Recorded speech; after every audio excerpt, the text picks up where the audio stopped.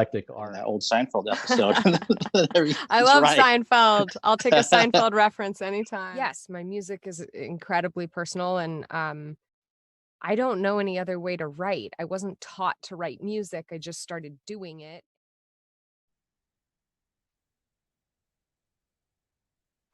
Well, good evening, good morning, good afternoon, wherever you are in the world. I'm Mark Sugiyama from Eclectic Arts, based here in Seattle, Washington. And happy Friday, everybody. The 15th of October, 2021, and a few housekeeping things.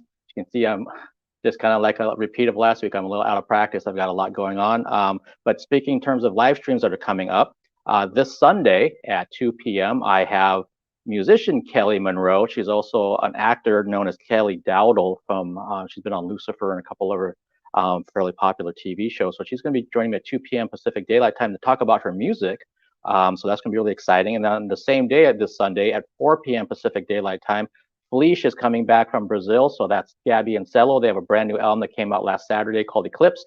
So we're going to be talking all about that and everything they have going on. I really love their music. They're a really fantastic duo of different types of music, but they're kind of known towards the progressive side of things, very introspective music, and extremely talented. So on Sunday, there's two things. So if you have the time, if you could join me at 2 p.m. and 4 p.m. And then Monday, I kind of have a little bit of a departure. I don't know if it's a bridge interview, but I've never really taken the time to interview someone with a sports related background. I've always figured that that's kind of its own category other than arts. But I became acquainted with a person who is, I believe, a black belt in martial arts, and she is also a yoga instructor.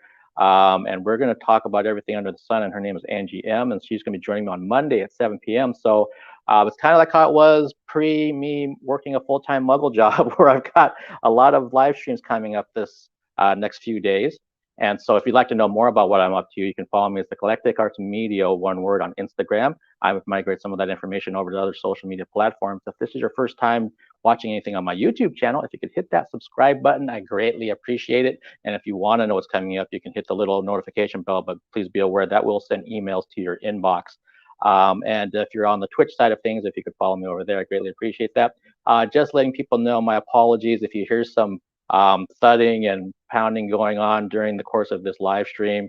The complex that I live in is getting remodeled, so the construction folks are still here at 7:07 on a Friday working.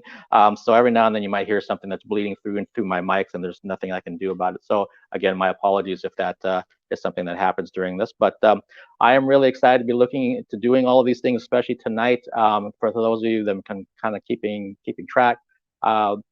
Actually, now I think about it, the Inside Out virtual tour with Alice last year, 2020, we finished up right around now. It was right around the second week of October, where we had done 59 shows virtually.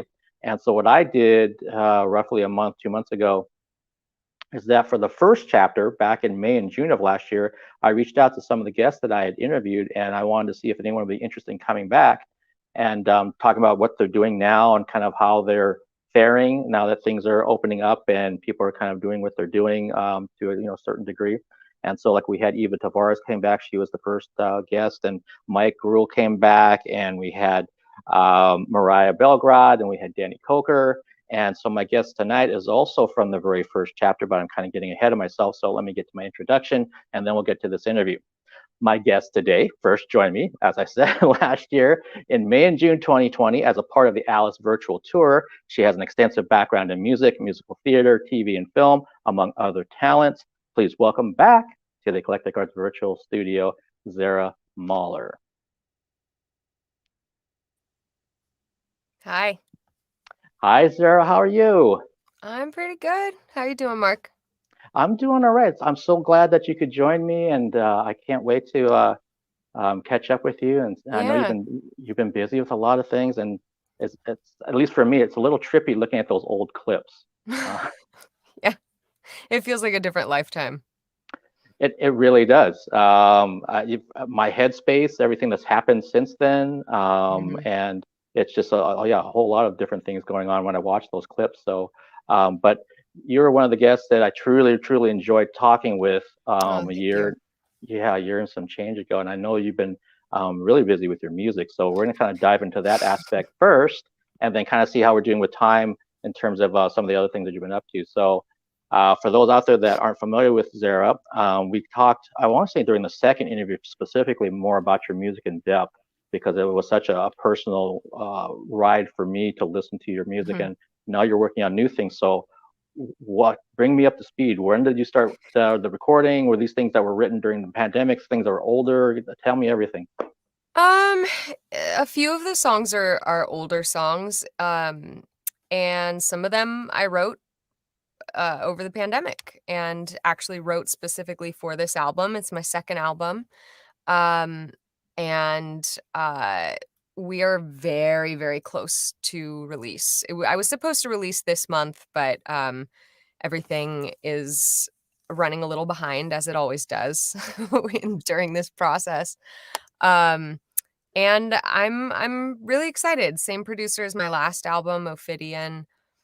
And but it's definitely got a little bit of a different tone, this one. And yeah, we're in the mixing process, so everything's recorded. We're just mixing and kind of making all those last little attention to details and the last minute choices that come up, and then we master and then I release. So hopefully next month. Okay, yeah, no, that's really exciting. And just me being the kind of music nut that I am, were you working on the recordings of these things like separately, or did you go into like book studio time, or a little bit of both? Working on them separate from what? So did you record, like, say, at home in the home studio environment, or? No, I recorded with my producer. He does, Leo Z is his name, and he's in downtown LA. We're pretty close to each other. And so we very quickly at the beginning of the pandemic established like a very specific and detailed COVID procedure, protocol for safety, and went over all those details and sort of committed to only seeing each other during the pandemic so that we could make this happen and do it in a safe way.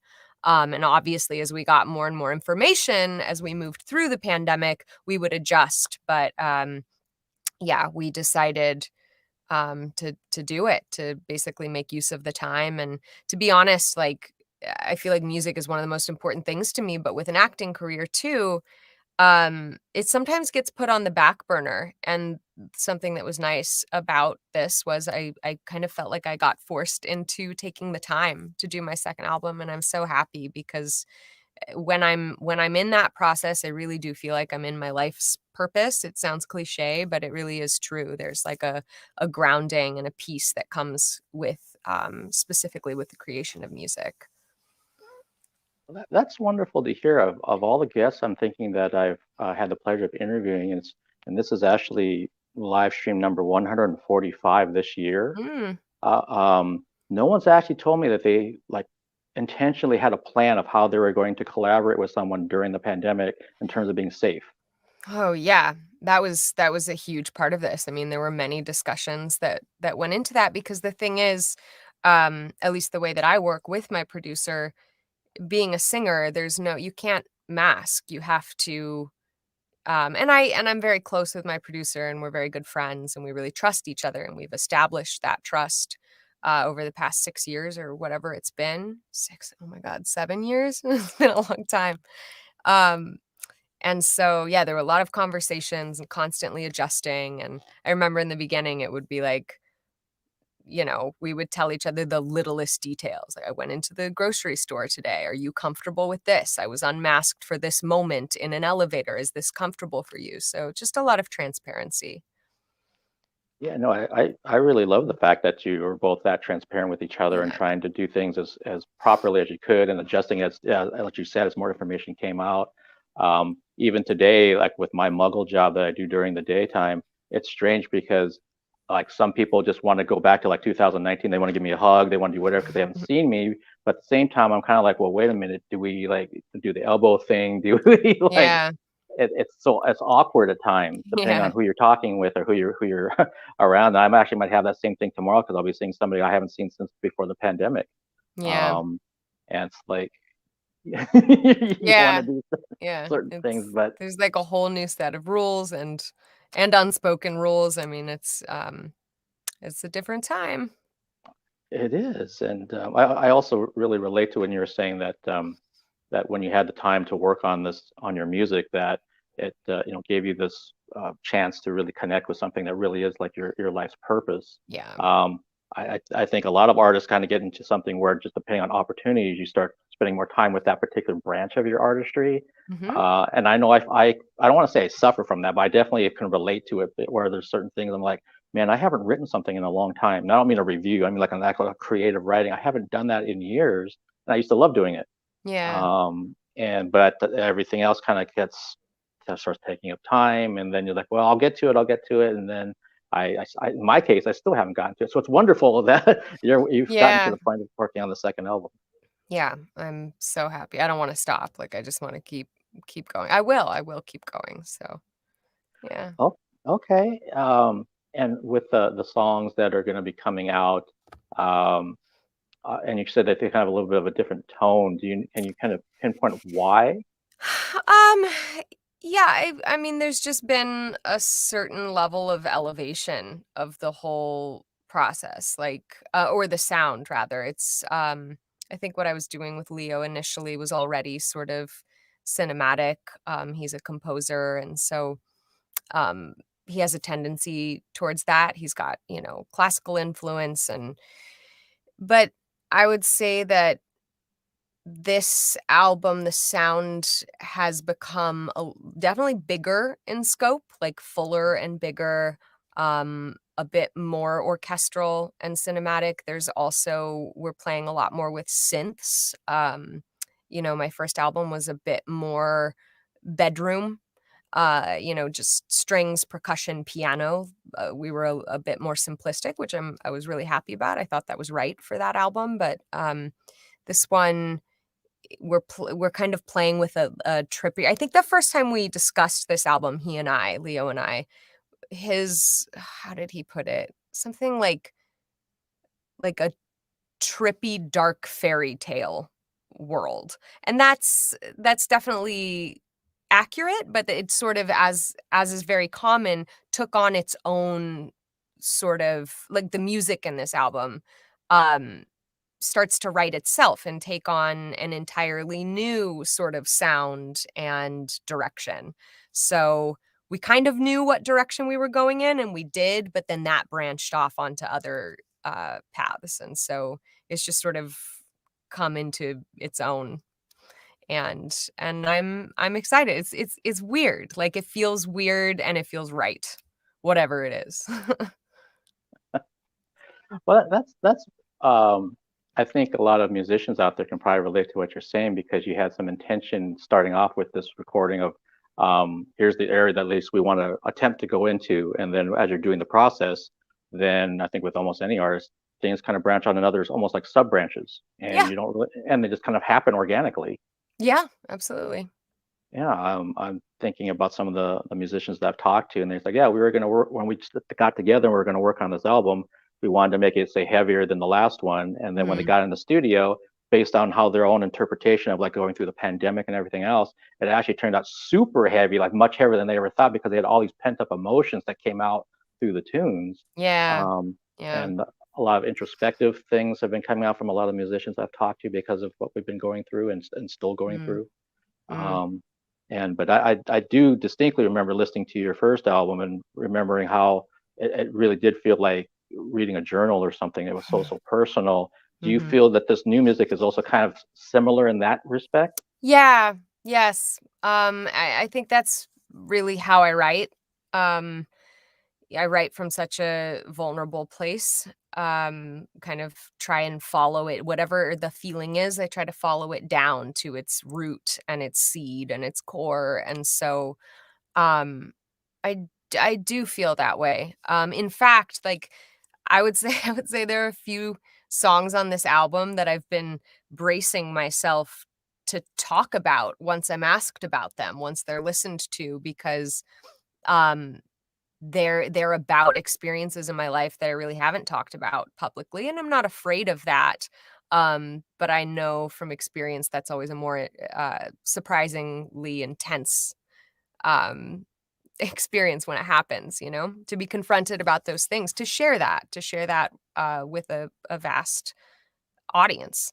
So, but I'm also ready, I'm ready for that. So yeah, I would say this one is um just as vulnerable and intimate and open as the last. Well, that makes me even more excited than about it. Good. And that also means I hope that we do a part 2 once the release does happen, so that I can Yeah. do a deep dive into the music and talk with Yeah. you song I'm by sure song. I'm sure you have questions once I feel like I'm vague at this point because because I have to be, but definitely. No, that's great. I've had at least one musician comes to mind where we were talking about the first single, and then once the actual album came out, then we came back together, and I was like, I want to go through the track by track because I was so impressed by it, and I think you're going to be something very, very similar. Oh, That and I totally understand. It's kind of like watching a trailer for a film, and then once the film comes out and somebody's seen it, then you go, oh, I got all these other questions I want to ask you, kind of a thing. yeah. So Yeah. that's going to be fun. And do you have any plans? And maybe it's too early to know. Format wise, is it just going to be a digital release? Going to be any kind of physical releases with I it? think for this one I'm gonna go digital, solely digital. I'm considering vinyl, but I haven't made a decision about that. For the first album I did a limited print of compact discs, of CDs. And actually that was very successful. But at this point it just seems that just seems ridiculous unless CDs make a comeback. But the nice thing is, like, I can do a digital release, and then if I want to, at another point in time, I can print vinyl or do whatever I want to do. And I think right now, um, because I'm running a little bit behind, and I'm glad I'm running. I'm glad we're where we're at because I care. I really care about all those little details. But I think right now my priority is to get that music out there as quickly as possible. Okay, that makes Yeah. perfect sense. And Mhm. you're right. It's you do absolutely have options down the road of what you decide to do, and also maybe just from messages and demand. If fans are saying, "Hey, can we get something tangible in our hands?" Um, Yeah. The I'm thing still yeah, the thing that's I had initially decided not to do any sort of performance. I mean, usually I do a release show, just because I feel really conflicted about bringing people, still with COVID, about bringing people into a space together. Just like I feel morally responsible. Um, and that's tough. Like, I've played around with, is there a way to do that outside? But I play an acoustic piano. I play an actual piano, not a keyboard. So that's tricky. There's like a lot of pieces that go into that. And I still am leaning towards not doing an actual show, but I'm tempted. I really want to, um, I want to share these things live, like from my actual heart and soul, with people. But again, the rules are changing, and we're adapting and adjusting, and I can do that at any point whenever it feels safe. Yeah, and I appreciate that you're being that mindful of Yeah. everyone around you. I was supposed to go back to the live performance in terms of music this month, in terms of coverage, being Mm, a photographer and being at shows, and just through pure circumstance, the first show I was supposed to go back to got postponed, mm, and then I started thinking, do I really want to be around, literally thousands of people or hundreds of people or anything like that? The only event I've gone back to has been a play 2 weeks ago, and they did mm. everything as right as they could. So it was reduced. It wasn't even 50% capacity. Then I may have been more Yeah. like 30, 35%, and you had to walk a certain direction and all the other things they could think of so people feel a little safer. But having said that, tomorrow I go back to the Seattle Opera, and I don't think they have any kind of Mm. distancing whatsoever. So I'm kind of like, do I go? Do I not go? And yeah, from the performer side of things, like you'd probably be itching to try to have that Oh, that yeah. moment. Yeah. There's nothing like live performance, there's just a connection. It's having a different, it's like, it feels like having a more intimate seems to be like the word of this interview, but a more in-depth conversation with the audience. You know, it's that same thing as like, it's the difference between being virtual like this and actually being in person. But there's something that happens, I think, as a live performer when you're in the same space with your audience that can't be replicated any other way. So eventually we'll get there when the Yeah, time is absolutely. right. Yeah, absolutely. And that's why I'm truthfully a little surprised myself that I kept talking about during these interviews last year, like, I can't wait till live events come back. I can't wait till live events come. And then they came back, and a lot of my media friends are already covering things. Like, Mark, where are you? Like, I don't think I'm ready for this Yeah. yet. And Yeah. like you just said, I will be back, once things keep improving and all that kind of thing. And I feel that it's the smart, move to make. Yeah, you gotta do what you're comfortable with. Absolutely. And I want to make sure that I squeeze in this question since we're talking about concerts. That I can't remember when this was, but you had posted a picture, and it may have been from, maybe several years ago, when you had a concert, and it was like a sensory concert because everyone had blindfolds on, so they were forced to listen. Can you kind of speak to that Yeah. concept?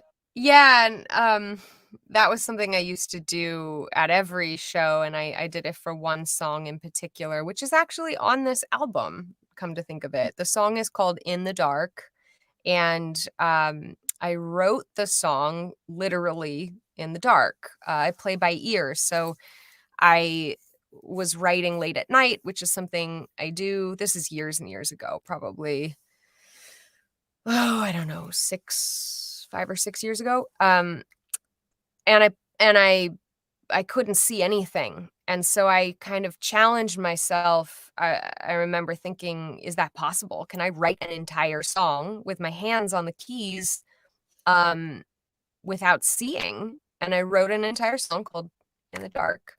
And then what I would do was I would play it live and bring blindfolds and give every audience member one. And when I got to that song, I blindfold myself and everyone else, and just sort of invite everyone to just have this experience with me, actually with me. We're all in it together, essentially. And if I mess up and I'm lost, everybody's lost with me and has to kind of find their way back with me, which didn't happen a whole lot, knock on wood. But yeah, it's like there's so many distractions, and that just sort of continues to escalate. And I think it's really unusual that we sit down and actually just like tap into one of our senses. And so it was just a really fun thing that I would do in live shows, and I'm sure I will again, especially now that I've actually recorded the song and produced it, and it's going to be on this one. So That is really cool. I love the fact that you were having the audience like really be there with you based on how you compose the song and how you're performing it at that time, that you're not seeing things. And it reminds me of kind of like, I don't know if they still do this, but like sometimes I know chefs were doing the thing for sensory where they were blindfolding their guests and removing other senses so that they're really focused on the taste of whatever the food was. sure. And so I just, when I saw that picture, I was like, God, that was really cool. Yeah. Are you in LA? You are, right? No, I'm up in Seattle. You're in Seattle. Oh, okay, gotcha. We're the Yeah. same time zone. I love Seattle. Well, I'll invite you to the next live show anyway, even if you can't make it. It's a long trip. Well, you never know because there's some other folks down in LA that said, Mark, when are you coming down here? Actually, one of them's down here has stuff going on this weekend, actually. So yeah, please invite me. I think that would be amazing to be in that kind of intimate space, hearing your music. I'll have a blindfold with your name on it. All right. So just to quickly wrap this up, because I know we're trying to keep on time here. Do you also have any? I know, like you said, your priority is to get the music out, but are you also kind of percolating on any kind of like a music video or anything else to help? Yes. Okay. I am in conversations with a few different directors and producers about music videos. Definitely I didn't do any for my first album. And so I've had several conversations. I'd really love to do multiple. And we're gonna make that happen. Again, a little behind if I'm being honest. But it'll happen for sure. Okay, so yeah, it sounds like there's all kinds of really cool things that are in the works once this record is ready to be fully released, and then it's kind of like, well, let's kind of see how things are out there. So can we do a performance? Can we wait? And if we wait, in the meantime, here's this music video, or here's this trilogy, or that's awesome. And you ever and I still remember that you were talking back when we did, I think, the first or maybe the second interview about this writing goes way, way back for you in terms of music and things that you've been, keeping to yourself for a long period of time. Do you ever feel like you would have something like a companion piece to your music, like I don't know, not a comic book, but like a book or a novelette or some kind of thing that kind of goes with it? I mean, I would love to do something like that. The and I actually miss that. I miss that about CDs, like the album art and having all of the lyrics accessible and tangible, is something that so I remember just, like, loving that experience every time I had a new work. But yeah, I would definitely consider doing something like that. I think it's just about, like, ticking the boxes of the things that go into the release itself because there's so much homework basically behind the scenes other than the music, just in terms of publishing, copyright, photo shoots, now with everything online, what actually goes into accessing and setting up libraries and distribution, like basically all of that stuff, and then videos, and then I think, like, actually something printed. But I don't know, now that you're saying that, I'm like, it's already you've already planted a seed, so we'll see. You can take some credit if I end up doing it. Okay, yeah, I'll just reference back to this part of this interview, and I can say that's where it came from, This folks. is my idea. Yeah. And don't forget it. I know. The idea came to my head because of how personal your music is. That I could see in some form of writing or poetry or something on a print that would just go right along with it to help do almost like a multimedia experience with your music. So it just seemed to kind of Yeah. make sense to me. Yeah, I like that idea. Okay, and yeah, before I let you go, okay, quickly, let's go to the other side of things. What have you been working on the acting side since we last talked? Well, that has obviously been very slow for most of us. I for the majority of the pandemic, things were just shut down. And they've just now started to slowly feel like they're waking back up. I did uh I shot a role in a film several months ago. It was something that was actually slated before the pandemic, and then Hmm. so it got pushed months and months. But I flew out to Casper, Wyoming, and did a few days there. And then a couple months ago, I did a guest star on a show called The Rookie. And that actually, I haven't even watched my episode yet, but that aired, I think, on October 10th. So I'm late to watching it. So, uh, and then there's actually one other film that I'm pretty excited about that was supposed to shoot in November, and it's being pushed again because of COVID to next year. Um, 2 films actually next year. So, things are just kinda, like, jumping around. Schedule is difficult, or it's sort of complicated. There's a lot of moving things around, but, yeah, there's a few projects. I'm excited. Okay, yeah, well, and that sounds like par for the course, I think, for Mhm. every person in the arts. It's like this is happening. Oh, that other thing isn't happening, and now something's back on again. And Yes.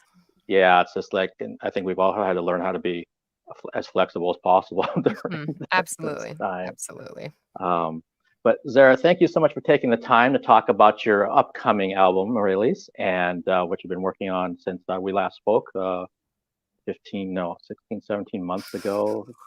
Crazy. Yeah, but I will definitely keep watching your socials, and as we're getting closer to that release date, we'll try to do a part two, and we can, once the real music's actually out there for the fans and for myself, that I can listen to it, and we can come back on and really dig in deep to the tunes because I can't wait to hear it. Yeah, absolutely. Yes. Be in touch. I will continue to try and be active on social media. I'm a little challenged in that area, but I'm gonna keep trying. And I'll see you after the release. Sounds good. Thank you so much. Take care. Have a great weekend and stay safe down there in California. Okay. You too. All right. Thank you. Good night. Thanks, Mark. Good night. Bye.